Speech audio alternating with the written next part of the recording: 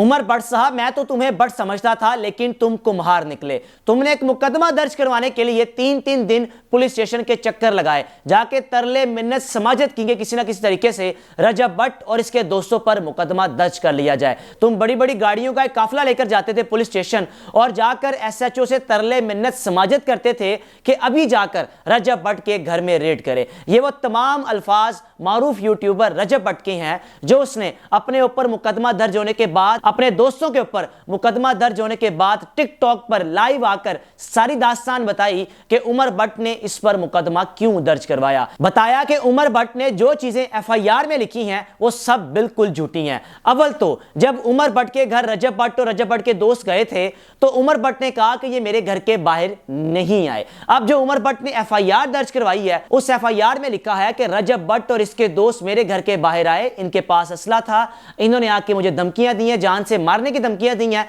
जिस वजह से मैं इन पर मुकदमा दर्ज करवाना चाहता हूं। लेकिन दूसरी जानिब रजब भट्ट ने उमर भट्ट की एक वीडियो चलाई जिसमें उमर भट्ट कलमे की कसम खाकर कह रहे हैं कि तुम मेरे घर के बाहर नहीं आए, तुम मेरी गली के चौक में खड़े होकर चले गए, लेकिन तुम मेरे घर के बाहर नहीं आए। लेकिन दूसरी जानिब अगर एफआईआर देखी जाए तो उस एफआईआर में उमर भट्ट ने वाजिया तौर पर लिखवाया है कि रजब भट्ट और इसके दोस्त मेरे घर के सामने आए थे। रजब भट्ट के बकौल मुझ पर पहले ही 5 मुकदमात हैं, मैं जमानत पे हूं, कोई मसला नहीं, छठा मुकदमा हो गया, मैंने इस पर भी जमानत करवा ली। लेकिन तुमने मेरा एक पाई का नुकसान भी नहीं किया। हाँ, नुकसान तुमने सिर्फ यही किया है कि मैं एक दिन जिम नहीं जा सका, इसके अलावा मुझे किसी भी किस्म का कोई मसला नहीं था। हां, अगर तुम्हारी बात की जाए तो पिछले 3 दिन से तुम टिकटॉक पर लाइव नहीं आए, तुम्हारा वक्त बर्बाद हुआ, वही टिकटॉक पर लाइव बैठ के तुम पैसे कमाते, लेकिन तुम मुझ पर मुकदमा दर्ज करवाने के लिए पुलिस स्टेशन के चक्कर खा रहे थे। और दूसरी जानिब मैं मेड लाइव पर बैठकर एक रात में 10 लाख रुपया कमा रहा था। ये सारे अल्फाज रजब भट्ट ने अपने टिकटॉक के लाइव सेशन में आकर कहे और कहा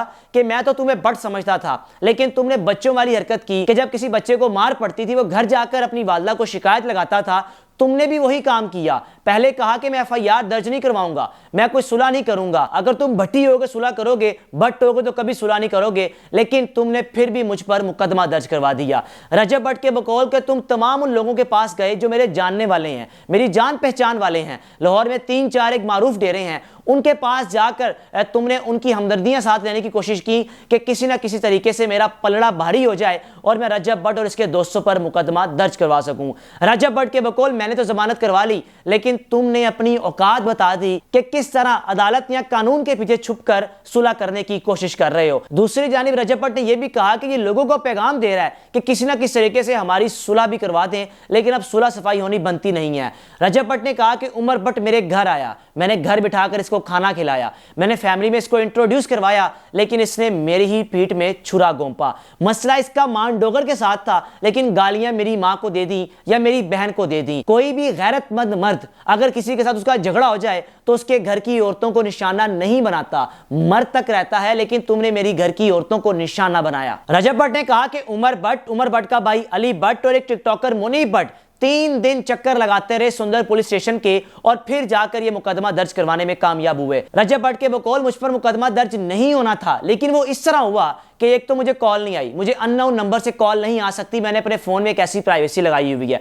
दूसरी जानिब जो मान डोगर था वो दुबई था, उसका नंबर बंद था, पुलिस ने राब्ता किया लेकिन राब्ता नहीं हो सका। और अगले दिन मुझे पैगाम मिला कि आप पर एफआईआर दर्ज हुई है, आप आकर अपने दोस्तों के हमरा तफ्तीश का हिस्सा बने या तफ्तीश के लिए अपने आप को पेश करें। तो उसने कहा, रजब भट्ट ने कहा कि मुझे कोई मसला ही नहीं था, मैंने पहले भी 5 मुकदमों में जमानत ली हुई है, छठे मुकदमे में जमानत ले लूंगा। लेकिन ये क्या हुआ कि आप पुलिस के पीछे छुपकर आप फ्रंट पे ये कह रहे हैं कि मैं मुकदमा दर्ज नहीं करवाऊंगा, मैं लड़ाई लड़ूंगा, लेकिन फिर आपको किसने मशवरा दे दिया कि आप जाकर सुंदर थाने में बैठकर 3-3 दिन कोशिश करते रहें और फिर जाकर मुकदमा दर्ज करवाने में कामयाब हो जाएं। रजब भट्ट ने बार बार अपने टिकटॉक लाइव सेशन में कहा कि जिन लोगों के साथ आप उठते बैठते हो या जिनका सहारा ले रहे हो वो भी मेरे दोस्त हैं, मेरी जान पहचान वाले हैं, मेरा उनके साथ किसी भी किस्म का कोई मसला नहीं है। हाँ, अगर तुम डेरेदार लोगों में बैठना चाहते हो, बात करना चाहते हो तो मैं हाजिर हो जाता हूं। डेरेदार लोग साबित करेंगे तुम सच्चे हो या मैं सच्चा हूं। मसला तुम्हारा मान डोगर के साथ है, लेकिन तुमने रात को टिकटॉक के लाइव सेशन में मेरी मां बहन भी एक की और मेरे घर वालों को